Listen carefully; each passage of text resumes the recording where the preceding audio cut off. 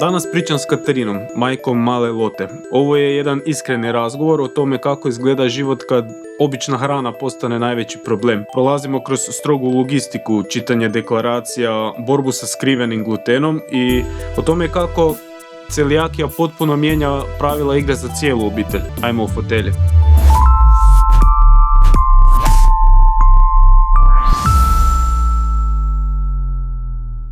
Katarina, dobrodošla v PNB podcast. U biti, daj nam ti samo reci svojim reći, daj nam se predstavi, reci zakaj smo tu danas. Ja sam Katarina, majka dvoje djece, Lotte i Julija. Lotta nam ima celijakiju, autoimunu bolest. Danas pričamo o celijakiji. Idemo odmah od početka. Kad ste shvatili i kako ste shvatili da nešto nije u redu? Ono što sam ja sad imao prilike malo po internetu gledati, često se pripisuje to nekakvim virozama i trbuhoboljama i to. Da li ste vi tak krenuli ili je neke bilo malo drugačije? Pa Lotta je imala kroz vrtište crijevne viroze, ali mi smo u biti nismo još znali da to biti celijakija. Sve je krenulo između 3. i 4. godine kad su u vrtiću imali u skupini vodene kozice i onda 10. dan je ona dobila temperaturu. Meni je to bilo malo čudno kako sad krajem vodenih kozica viroze ona dobije visoku temperaturu 40, ništa mi kod pedijatrice. I napravili smo krvnu sliku, bilo jako nisko željezo. I tu je u biti krenula ta priča s celijakijom. I onda smo mi probali kroz sirup i kroz prehranu, znači namirnice koje sadrže više željeza, uvesti u njezinu prehranu. I to se jako slabo dizalo željezo i onda našoj doktorici to bilo čudno, pa nas je poslao Varaždin na pretrage krvi IgA, TTG. I onda smo tu zapravo su bile vrijednosti pozitivne, jako visoke i odmah je bilo naznaka da se radi o celijakiji. I onda smo krenuli, znači, odmah na bezglutensku prehranu jer nam je doktorica tako rekla da se odmah prijeđe, to je jedini lijek za celijakiju. I onda smo napravili test EMA u Zagrebu koja je još jedna potvrda o celijakiji. I problem je bio tu što smo imali sad i jednogodišnje dijete koje tek u biti krenulo sa prehranom, te kašice i još previkavanje na hranu. Koliko je već Lotta bila? Lotta je imala 4 godine. Aha, ok, dobro. I onda prvo njoj objasniti da ona sad mora preći na drugačiju hranu, sve drugčije jesti. Mi da moramo normalno nastaviti jesti jer smo i mi morali se testirati da u biti gen, jer je to i genetska bolest. Suprug i ja nismo bili pozitivni, ali tu je sad manje dijete koje je moralo normalno jesti, tek sad ćemo ga testirati jer je on bio i dojenčen. Na prsima bio manje od godinu dana i morali smo živjeti znači, na 3 različite jelovnika. I onda kad je krenulo na vrtić morali smo se zdravstvena djelatnici javiti isto da mora se njoj prilagoditi prehrana bezglutenska. Tu je došla i onda u skupinu gdje je objasnila njezinima prijateljima da moraju paziti da joj ne nude slatkiše, da joj ne nude hranu. Ostala djeca tako je. I tete da su se upoznale bezglutensko, znači ona ima posebnu pripremljenu hranu u posebnoj posudi, tako da se ne miješa sa drugom hranom u vrtiću. Jer to sam isto vidio da ima veze i pribor i nož i daska. Tako je. Znači baš treba paziti. Znači treba paziti da ne bi došlo do kontakta, znači daska za rezanje i nož s kojim mi režemo naš glutenski, običan kruh sa pšeničnim brašnom, ne smijemo onda i njezino.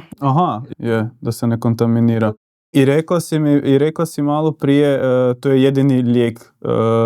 Celijakija kao takva nije izlječiva. To je autoimuna bolest. I s njom se cijeli život živi. Tako je. I jedino kako se može tretirati je samo ta bezglutenska hrana. Da. Ok, wow. Jer u biti, znači, u tankom crijevu, to su gdje se nalaze te crijevne resice, one propadaju. Kad bi ona unijela kroz hranu gluten, tijelo ne prepoznaje gluten i onda tu nastaje, crijevne resice propadaju, nastaju rupice, ajdemo tako reći, i onda se tu dolazi do ozljeda, ne? I onda dolazi do proljeva, najčešće do proljeva ili povraćanja. Ali Lotta, mi smo mislili da to sve crijevne viroze koje ona imala. Da, ona opet je pokupila neki virus u vrtiću, ali zapravo smo onda poslije tek shvatili to sve što je bilo i obilne, ona je imala normalne stolice, ali je imala opet 5-6 puta na dan normalnu stolicu, a to opet nije dobro. Opet je znači, tijelo izbacivalo van ono što tijelo smeta, zapravo brani se. Kužim, ok. Se bože. I sad smo ovo prošli, to je bilo moje sljedeće pitanje, ta kontaminacija. Da li su vas o tome informirali odmah zdravstveni djelatnici ili ste malo sami googlali, baš evo konkretno taj dio s nožem? Meni je to bilo ono wow, da se to tak na toj nekoj mikroskopskoj veličini može kontaminirati. Ste tu informaciju dobili od doktora ili ste to čuli sami? Išli smo, znači kad smo prvi put imali pregled kod doktora Igora Šegovića u Čakovcu, onda smo išli nutricionistu. I onda smo tamo dobili upute na što moramo paziti. Od posuđa, od te daske za rezanje ili sad da valjate brašno, u biti kolač ili nešto da se koristi ista posuda, znači ne smije se, mora se sve oprati, detaljno očistiti ili vilica, nož, žlica, bilo što sam svojemu manjem djetetu davala, nisam smjela tu istu žlicu koristiti i za loto, ne? Da ne bi upravo došlo do toga. Jer mala stvar, znači to su sitnice koje njoj itekako mogu ugroziti zdravstveno stanje. Nije to nekakva bezazlena alergija na hranu da dobije neki osip malo i to je to. Nek to je baš... Ali veliku pomoć smo imali od doktora nutricionista, jer ti zapravo kad sam dobila taj poziv da Lota ima celijakiju od doktorice naše, pedijatrice, prvo ti je bio naravno šok. Što to znači celijakija? Znam, sjećamo se iz srednje škole, iz osnovne škole, iz biologije, prirode, što smo učili. Da ne smije ništa jesti. I sad je upitnik na glavu, ok, a kako sad dalje krenuti? I dijete pripremiti, znači to je 4-godišnje dijete koje treba pripremiti da cijeli život ona sad mora posebno jesti. Od pekare do restorana i bilo čega ne može pojesti što ona želi. Kolači, torte, rođendane. Baš to. A onaj skriveni gluten iza kuhinje, sad govorimo o hrani, da li ima glutena u, ne znam, pastama za zube, šamponima, pričat ćemo i o lijekovima. Kak izgleda kupovina, na primjer, evo, siropa za temperaturu ili neke tak? Uvijek moramo napomenuti, ali već doktorica, naša pedijatrica zna da Lota ima celijakiju. Doktorica Ivana Peras koja je izuzetno u svojem poslu profesionalna i što se tiče Lote uvijek je, što god nas zanima pristupačno, možemo i se mailom javiti, telefonski uvijek je dostupna.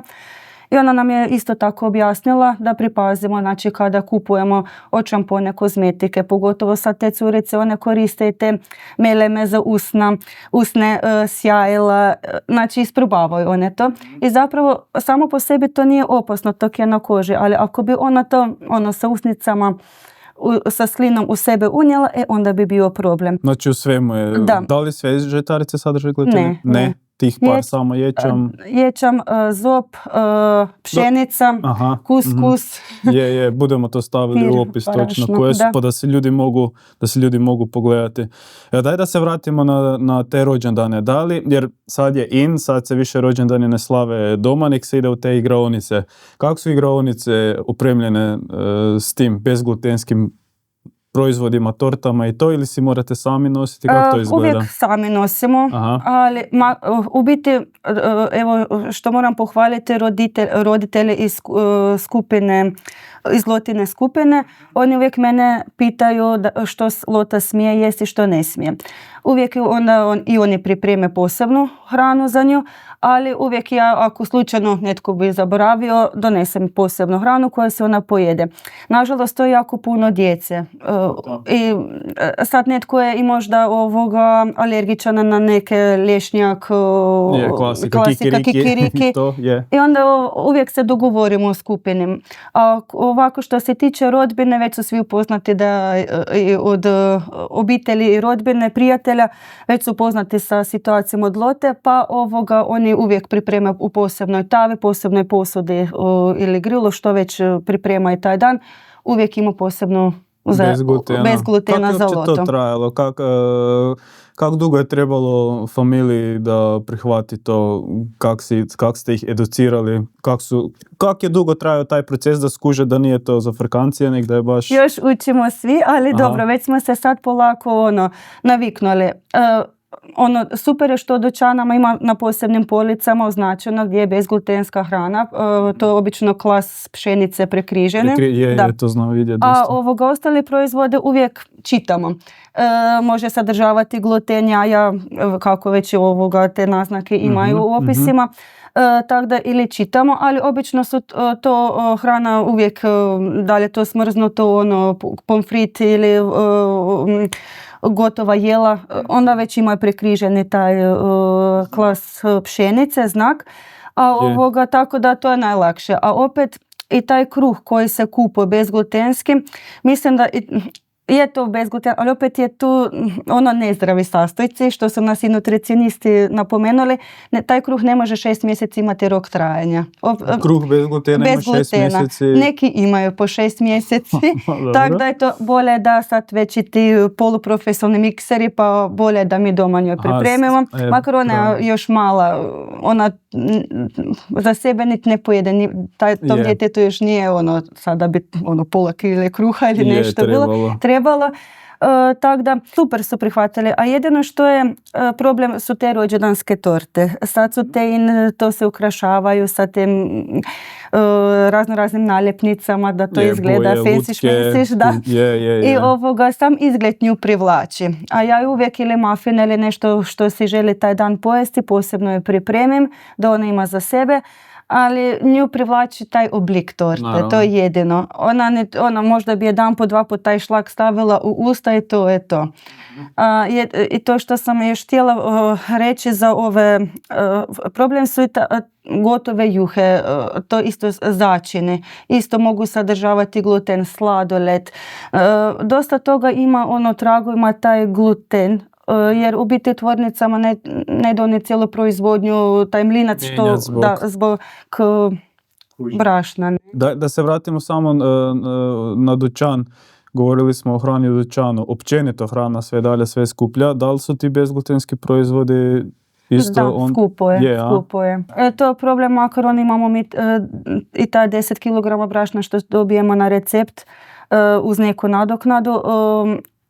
Možeš ti to, ali velim... Kak, 10 kg brašna 10 kg brašna, da. Uz neku nadoknadu moramo platiti ipak, ne u ljekarni podižemo. To na recept dobijemo, tako da možemo, to je super što doma možemo čim više toga pripremiti, od tjestenine, kolača, uvijek ti dobro dođe. A sad kad nemaš, ne ideš svaki dan pripremat, ok, onda se i kupi nešto naravno od dućana, što i ona poželi, od čokoladica, možda od smokića i to ili Mislim i općenito kad se šećete, lijepo si je uzeti sladoled negdje i to usput, a to kod vas? Da, isto u slastičarnicama ne možemo mi u bilo kojoj slastičarnici uzeti sladoled, ne? A ima slastičarnica bez glutena? Ima. U Čakovcu. Slastičarnica Šoku u Čakovcu ima, što smo pitali, imate bezglutenski, znači za dijete je, strogo moramo paziti. Evo tam znamo da sigurno imaju bez glutena. Super. A kak inače izgleda taj dio kad idete nekam, ne znam, u restoran ili neke tak? Da li su svugdje jednako pristupačni, ljubazni ili ne baš? Pa evo kako kojemo. Znači što me iznenadilo, jako malo ima u Međimurju restorana koji nemaju ovoga pripremljeno posebno bez glutena.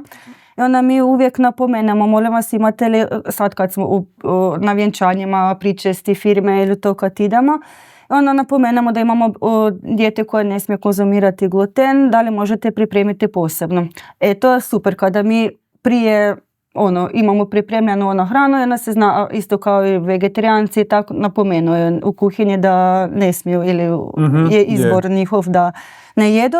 Onda je tu super. Ali sad ako mi idemo negdje na buffet restoran, to onda problem. Znači ili riža dolazi, što je pomfrit, sad da li je u kontaminaciji sa glutenom ili ne, to mi ne znamo, ne idemo u kuhinju provjeravati. A sad da li je tava opet ne smije se pržiti u istom ulju što se prije pržilo. Tu dolazi do toga problema, ne? Ili ono kad pitaš imate li možda nešto u ponudi bez glutena, sad ili osoblje, jako puno ima u biti osoba koje imaju celijakiju, ali to je još kako bi rekla... nije to tak rijetka. Nije rijetka. Okay. Stvarno jako puno djece, pogotovo u Međimurju ima jako puno celijakiju, jer mi smo i udruzi, tako da i družimo se, dajemo si podršku jednim drugima, puno ima. Imamo udrugu u kojoj se družimo, imamo druženja, razmijenjamo recepte i puno registrirane djece i odrasli koji tek kasnije shvate da ima celijakiju, ali to dolazi, znači ne onim testima što sam rekla, nego onda moraju na gastroskopiju za dokazivanje odrasli. Da, i onda u udruzi isto znamo razgovarati u kojem restoranu možda smo bili ili da razmijenimo iskustva u kojima treba paziti, izbjegavati, jer neki možda rekao imamo u ponudi bezglutensku hranu, meni, ali onda tek poslije shvatiš da su imali nekakve posljedice ili dijete ili roditelj da pripreme hranu, a bila je negdje u kontaktu, ne? I odmah reagiraju, povraćanje, proljev. Da. Daj mi reci, da li ste morali vi uvoditi nekakve suplemente, nekakve dodatke prehrani ili je dovoljno to isključivo da se makne hrana sa glutenom? Maknuli smo gluten odmah i jedino što je moralo na željezo, jer još dosta nisko bilo da pojačamo željezo i kalcij, jer obično nedostatak željeza odmah na ove kostine. Tako da smo kalcij koristi i vitamine D3. Znači to je to, ne mora to biti neke pretjerano 25 tableta na dan? Ne. Okay. Znači striktno bezglutenska prehrana, to je jedini lijek za celijakiju. Ok. Sad znam ja da vi pazite, čuje se iz priloženog, ali što se dešava ako ipak slučajno Lota ili općenito netko unese gluten? Kaj se dešava i kako čim prije se vratiti na staro? Iz našeg iskustva Lota imala te proljev i povraćanje. I ona sad rekla, mama duda me buba. Znači, vjerojatno to su jaki bolovi u trbuhu. Kada to jedan puta se dolazi do oporavka i sad naglo opet to su bolovi u trbuhu. Yeah. Ona nije imala tako nadutost trbuha.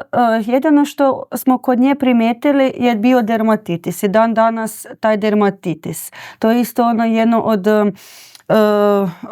simptoma celijakije, taj kronični dermatitis. Aha, dobro. I što mi je još kod nje čudno bilo, dugo nije rasla kosa. I kad je krenula na bezglutensku prehranu, vidno se poboljšala i rast kose i tijelo, znači ojačala se, dobila je na kilaži, popunila se i ona bljedolika. I to ima veze opet i s pigmentacijom. Ona bude vjerojatno tak bljedolika, ali nema veze, bitno da ona zdrava, da njezino tijelo zdravo. I kad sad smo bili na zadnjoj krvnoj sliki, poboljšali su se rezultati, ali opet je dosta to visoko. A treba jedno vrijeme, nije odmah da se poboljšaju, nego kroz vrijeme budu i njezini krvni nalazi bolji. Kako često hodate na... Sad smo na svaku godinu dana, jedanput na godinu. Jedanput na godinu, ok. I kako dugo onda traje, to sam isto, kako dugo traje onda taj oporavak i da li se može nekako, ne znam, smanjiti ta bol, da li se može nekako ubrzati proces vraćanja na staro ili jednostavno je mora to tijelo je mora baciti. Ona je još mala i u to vrijeme ona još nije znala reći toliko, ne? Ali vidi se kod njih je i kronični taj umor, iscrpljenost, vrtoglavica. I ona jedan dan super je bilo, drugi dan vjerojatno nekad je ona unijela taj gluten u sebe, vidlo se, ona je hiperaktivna, strašno ona puna energije. Ona kad je znala ležat, sad to ti tek poslije sine, da je vjerojatno bilo zbog toga što je nešto pojela s glutenom. Ne? Nije bilo, igrala se, umorila se, nego... Ali velimo, sad kak je dobro je što smo brzo otkrili da ima celijakiju i sad je puno lakše.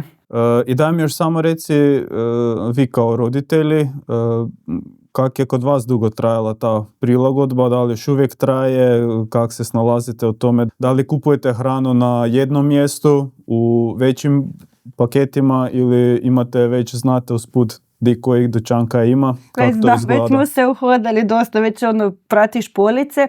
Sad je dobro da Lota priča, mama, sad bih htjela to si uzeti, da je s njom razgovaraš i njoj je jako zanimljivo taj shopping. I zanimljivo je sad složiti to jelo, kak imaš ti super na tanjuru posebnu hranu, i to je djeci fora, iz te strane. I idemo u shopping, ajde što ćeš ti si premislila što ćeš si kupiti, u koji dućan želiš da idemo, već ona i zna u kojem dućanu je zanimljivo i što ona voli jesti. Nama kao roditeljima sad, mi smo se testirali, isto nemamo celijakiju, tako da mi sad jedemo normalno sve, ali smo prilagodili hranu njoj.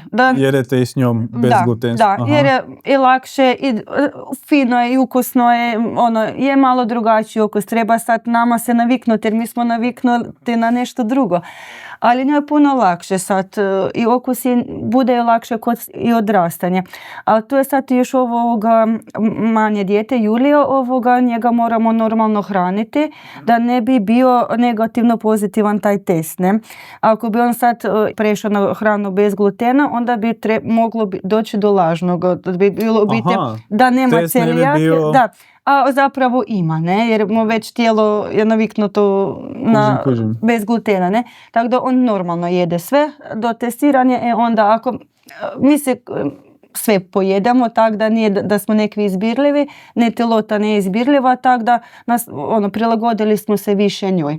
Super. I to je isto, ja mislim, jedan, sad ne bi ja to govorio, nisam niti doktor, niti ništa, ali vjerojatno mit, tu ulazi ta fitness industrija i tu bezglutensku hranu reklamiraju kao zdravu hranu. Da. Nema to baš veze Nema to, ja mislim, moje mišljenje je da nema veze.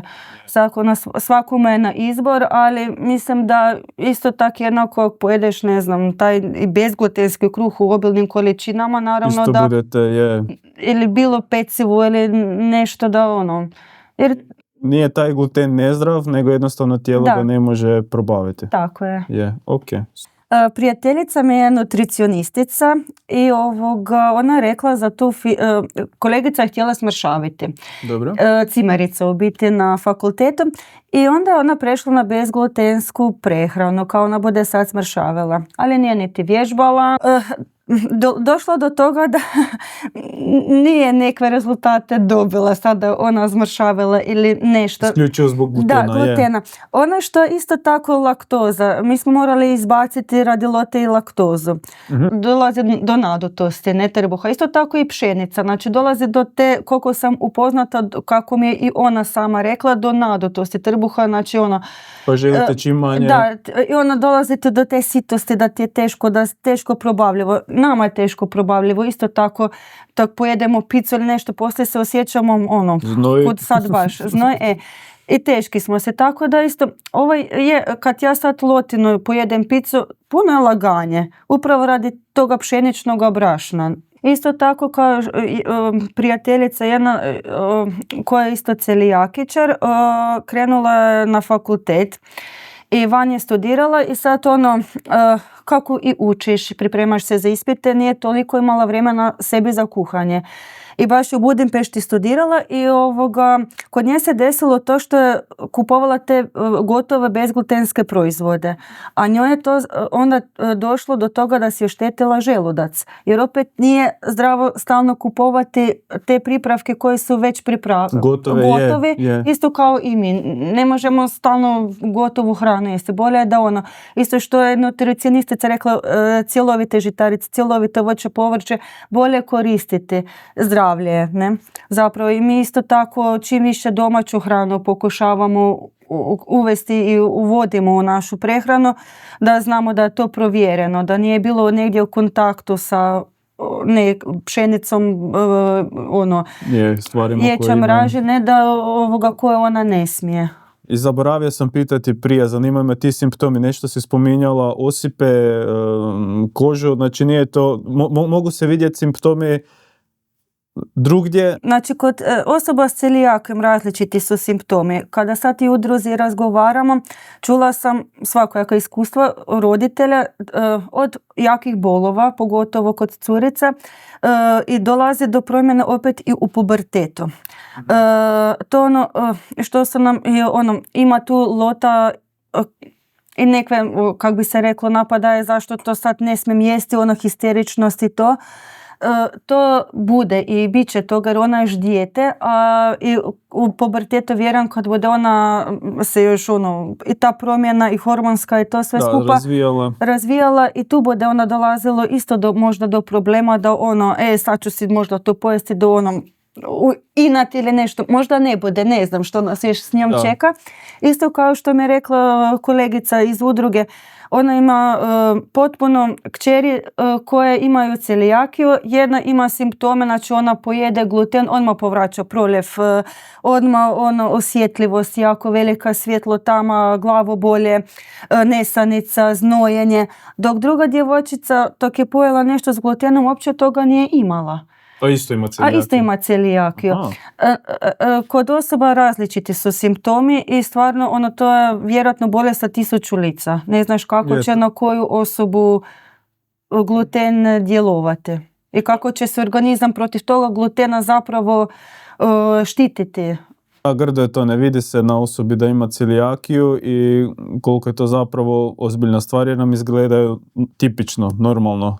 I ljudi koji nisu educirani, koji ne znaju ništa o tome, ne pridaju tome dovoljno važnosti, ja mislim.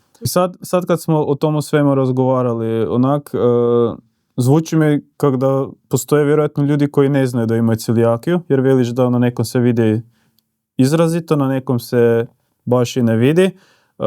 Na koji način mogu ljudi se testirati? Da li se uzima krv? Ili i baš je to ciljani test za celijakiju? Da. Kod djece, ono što je prvo se testira, u biti kod Lote je bilo da je bilo manjak željeza, anemičnost. I onda smo poslali na pretragu krvne slike za IgA i TTG. I nakon toga sa nalazom krvi EMA se potvrđuje da je 100% to celijake, znači pozitivan test EMA. A kod odraslih osoba tek se ide na gastroskopiju. Nažalost, da. I puno starih osoba tek iz srednje dobi shvate tek kasnije da imaju celijake, te probavne smetnje, učestalost, te glavobolje, dermatitis. Zapravo ne znaš da i onda tek poslije shvate da ima celijake. I u Međimurju jako puno ima osoba s celijakijom, pogotovo djece. Nije tako rijetka bolest. Prije vjerojatno se nije tako testiralo to. Po mom mišljenju, ne koliko sam i razgovarala s drugim roditeljima i s osobama u udruzi, vjerojatno nije to tako bilo i toga testiranja toga da nije u biti se dodalo tome važnost, ne, toj celijakiji, dok danas jako puno ima.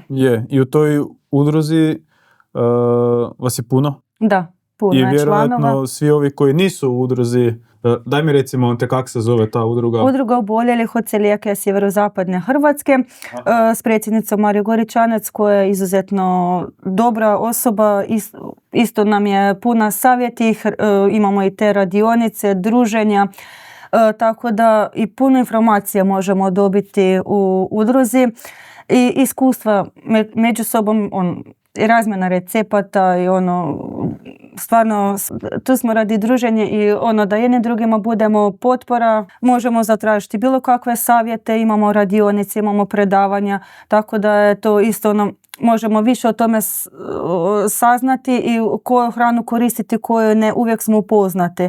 Znači ako dolazi do nešto što povuku sa tržišta u kojoj sam pronašli slučajno gluten, odmah smo obavješteni. Tako da to je jako dobro. Komuniciramo mailom, možemo se čuti, nazvati i preko radionice imamo i druženje, izlete organizirane. Tako da... Super, znači to vam je glavna baza za informacije. Da, glavna baza. Evo, imamo i predavanje od doktora, tako da i poslije možemo doći pitati bilo što nas zanima, uvijek su nam dostupni, tako da to odlično i preporučila bi koji je obolio celijakiju, učlanite se u udrugu jer stvarno dostupnost informacije je jako velika. Bolje od interneta, svega ostaloga. Super, super. I evo, za kraj ja uvijek volim pitati, uvijek pričamo o dijagnozama i o djeci, volim pričati i o roditeljima. Na primjer, ja uvijek volim govoriti kako je cijela ta situacija na mene djelovala tak da sam jednostavno bolje organiziran i bolji logističar, racionalnije razmišljam. Kako je to sve skupa na tebe utjecalo? U početku je bilo jako teško. Koja posuda kamo ide, kojim nožem sam rezala, koja je žlica, vilica, posude, znači sve mijenjati kompletno, pranje posuđa, tanjura, onak, to je bilo na početku raspašo, ali onak, probaš se majka si organizirati, trebate i drugo dijete, pokušavaš i njoj objasniti, makar ona to super prihvatila i stvarno, onak još je ona došla u vrtić, rekla, tete, ja imam celijakiju, još onak ponosna na sebe, što onak, ona, ajmo reći, drugačija. I to mi je bilo simpatično, ali negdje te to iscrpi. Ko majku, jer onak, idemo nekam na izlet, idemo nekoma na rođendan, sam uzela hranu za nju posebno, dalje ona...